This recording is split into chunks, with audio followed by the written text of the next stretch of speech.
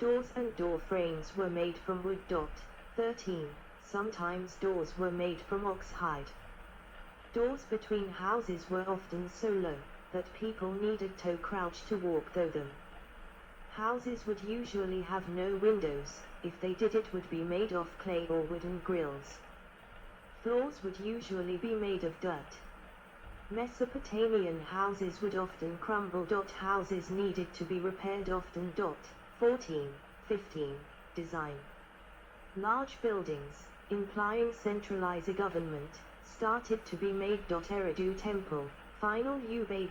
In the Ubaid period, houses would be tripartite homes. They had a long roofed central hallway that's smaller, connected to on either of its sides. It is possible that the central hallway was used for dining and communal activities. There was variety in Ubaid houses. Some houses contained richer artifact assemblage than other houses. Ubaid houses could also be interconnect with other houses. The architecture of Ubaid houses is indistinguishable from Ubaid temples. 16. During the Uruk period, houses had various shapes. Some houses were rectangular, others were round. Some houses in Mesopotamia had only one room, while others had many rooms. Occasionally some of these rooms would serve as basements. In the 3000 BCE, courtyards were introduced to Mesopotamia. Courtyards would become the basis for Mesopotamian architecture. These courtyards would be surrounded by thick-walled halls. 16. These halls were probably reception rooms for guests. It is likely that most houses had an upper story. The upper story might have been used dining, sleeping, and entertaining, and might have also housed the bedrooms. 12. People would plant vegetables or perform religious rituals on their roofs. 13. Ground floors would be used for shops, workshops, storage, and livestock. 17. One room was usually a sanctuary. 18. Furniture. In ancient Sumer, houses contained elaborately decorated stools, chairs, jars, and bathtubs. Wealthier citizens had toilets and proper drainage systems. 12. It is possible some houses had altars in the center of the houses. 16. These altars could have been dedicated to the gods, but they could have been dedicated to important people. Palaces. The palace came into existence during the early dynastic I period. From a rather modest beginning, the palace grows in size and complexity as power is increasingly centralized. The palace is called a big house, cuneiform, E2 Gal Sumerian E2 Gal Arcadian, E Kalau, where the Luga or Ensi lived and worked. Artist's impression of a hall in an Assyrian palace from the monuments of Nineveh by Austin Henry Lerard, 1853. The palaces of the early Mesopotamian elites were large-scale complexes, and were often lavishly decorated. Earliest known examples are from the Diyala River Valley sites such as Cafe Jahan Tel Asma. These 3rd millennium BC palaces functioned as large-scale socio-economic institutions, and therefore, along with the residential and private functions, they housed craftsmen workshops, food storehouses, ceremonial courtyards, and are often associated with shrines. For instance, the so-called Japeru, Sumerian, E2Gi6 Pa4Ku3, at Yor, where the moon god Nana's priestesses resided, was a major complex with multiple courtyards, a number of sanctuaries, burial chambers for dead priestesses, and a ceremonial banquet hall. A similarly complex example of a Mesopotamian palace was excavated at Mari in Syria, dating from the Old Babylonian period. Assyrian palaces of the Iron Age, especially at Kalhu/Nimrud, Jeshara-Ukin/Khor-Sabad and Nineveh/Nineveh, have become famous due to the Assyrian palace reliefs, extensive pictorial and textual narrative programs on their walls, all carved on stone slabs known as orthostats. These pictorial programs incorporated either cultic scenes or the narrative accounts of the king's military and civic accomplishments. Gates and important passageways were flanked with massive stone sculptures of apotropaic mythological figures, Lamassu and winged genies. The architectural arrangement of these Iron Age palaces were also organized around large and small courtyards. Usually the king's throne room opened to a massive ceremonial courtyard where important state councils met and state ceremonies were performed. Massive amounts of ivory furniture pieces were found in some Assyrian palaces, pointing to an intense trade relationship with North Syrian Neo-Hittite states at the time. Bronze repulse bands decorated the wooden gates of major buildings, but were mostly looted at the fall of the empire. The Balawa gates are the principal survivors. Temples. Temples often predated the creation of the urban settlement and grew from small one-room structures to elaborate Mulshaka complexes across the 2,500 years of Sumerian history. Sumerian temples, fortifications and palaces made use of more advanced materials and techniques, such as buttresses, recesses, and half-columns. Chronologically, Sumerian temples evolved from earlier Ubaid temples. As the temple decayed, it was ritually destroyed and a new temple built on its foundations. The successor temple was larger and more reticulated than its predecessor temple. The evolution of the E2. Abzu temple at Eridu is a frequently cited case study of this process. Many temples had inscriptions engraved into them, such as the one at Tel Uqair. Palaces and city walls came much later after temples in the early dynastic period. A partial view of the ruins of Babylon. The form of a Sumerian temple is manifestation of Near Eastern cosmology, which described the world as a disk of land which was surrounded by a saltwater ocean, both of which floated on another sea of fresh water called Apsu. Above them was a hemispherical firmament which regulated time. A world mountain formed an axis mundi that joined all three layers. The role of the temple was to act as that axis mundi, a meeting place between gods and men. 19. The sacredness of high places as a meeting point between realms is a pre-Ubaid belief well attested in the Near East back the Neolithic Age. The plan of the temple was rectangular with the corners pointing in cardinal directions to symbolize the four rivers which flow from the mountain to the four world regions. The orientation also serves a more practical purpose of using the temple roof as an observatory for Sumerian timekeeping. The temple was built on a low terrace of formed earth meant to represent the sacred mound of primordial land which emerged from the water called Ukug, pure mound, Sumerian. Do 6Q3 cuneiform during creation. The doors of the long axis were the entry point for the gods, and the doors of the short axis the entry point for men.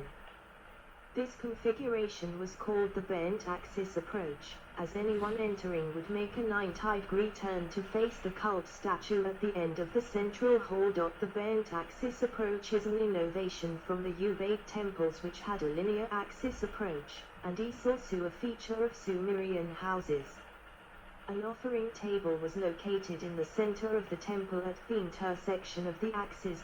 Temples of the Uruk period divided the temple rectangle into tripartite, T-shaped, or combined plans. The tripartite plan inherited from the Ubaid had a large central hall with two smaller flanking halls on either side. The entry was along the short axis and the shrine was at the end of the long axis. The T-shaped plan, also from the Ubaid period, was identical to the tripartite plan except for a hall at one end of the rectangle perpendicular to the main hall. Temple C from the Iana district of Uruk is a case study of classical temple form. There was an explosion of diversity in temple design during the following early dynastic period. The temples still retained features such as cardinal orientation, rectangular plans, and buttresses. Now however they took on a variety new configurations including courtyards, walls, basins, and barracks.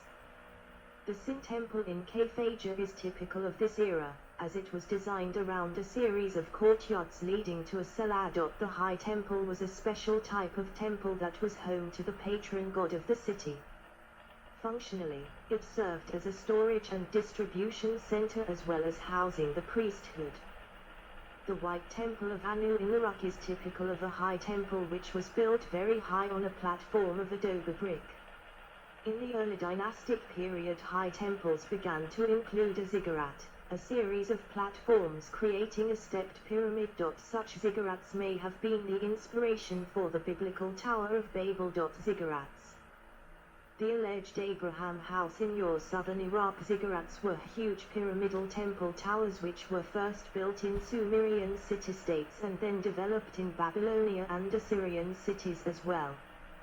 There are 32 ziggurats known at, or near Mesopotamia, 28 in Iraq and 4 in Iran. Notable ziggurats include F. Great Ziggurat of Ur near Nazri, Iraq, the Ziggurat of the Kakuf near Baghdad, Iraq, Kagazanbil in Gzes, Iran, the most recent to be discovered, and the Shik near Kashan, Iran. Ziggurats were built by the Sumerians, Babylonians, Elamites, and Assyrians as monuments to local religions. The earliest examples of ziggurat were raised platforms that date from the Ubaid period, 20, during the 4th millennium BC, and the latest date from 6th century BC. The top of the ziggurat was flat, unlike many pyramids. The step pyramid style began at the end of the early dynastic period. 21. Built in receding tiers upon a rectangular, oval, or square platform, the ziggurat was a pyramidal structure. Sun-baked bricks made up the core of the ziggurat with facings of fired bricks on the outside. The facings were often glazed in different colors and may have had astrological significance. Kings sometimes had their names engraved on these glazed bricks. The number of tiers ranged from 2 to 7, with a shrine. Partially reconstructed Fakid and Assess staircase of the Ziggurat of Ur, originally built by Ur-Nammu circa 2100 B. Core temple at the summit.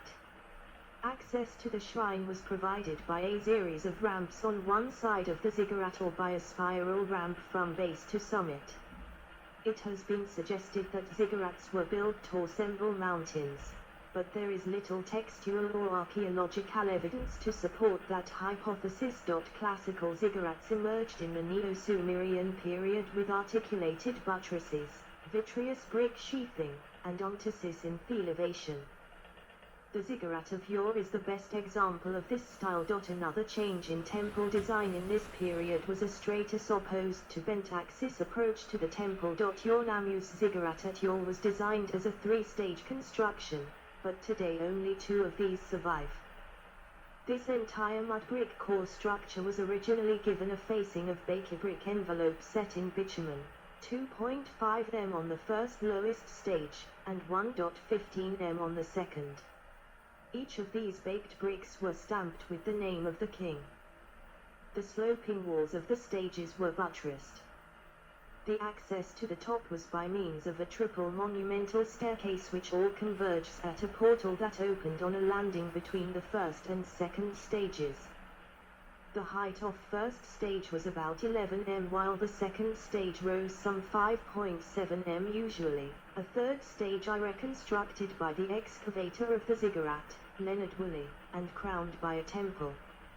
At the Kagazanbil ziggurat, archaeologists have found massive reed ropes that ran across the core of the ziggurat structure and tied together the mud brick mass. The most notable architectural remains from early Mesopotamia are the temple complexes at Uruk from the 40th millennium BC, temples and palaces from the early dynastic period, sites in the Diyala River Valley such as Kayfaja and Tel Asmar.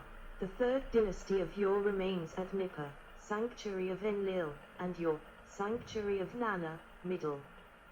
Bronze Age remains at Syrian Turkish sites of Ibla, Mari, Al-Alak, Aleppo and Kultep. Late Bronze Age palaces at Hattusa, Ugarit, Ashur and Nuzi. Iron Age palaces and temples at Assyrian, Kalhu /Nimrod, Horsabad, Nineveh, Babylonian, Babylon, Eurasian, Tushpa /Van, Hikabadiones, Almavi, Irepuni, Bastum, and Neo-Hittite sites, Karkamis, Tel Halaf, Karatip. Houses are mostly known from Old Babylonian remains at Nippur and Ur. Among the textual sources on building construction and associated rituals are Gudi cylinders from the late 3rd millennium are notable, as well as Assyrian and Babylonian royal inscriptions from the Iron Age. Design of Assyrian buildings, fortifications and temples. Sargon II in his royal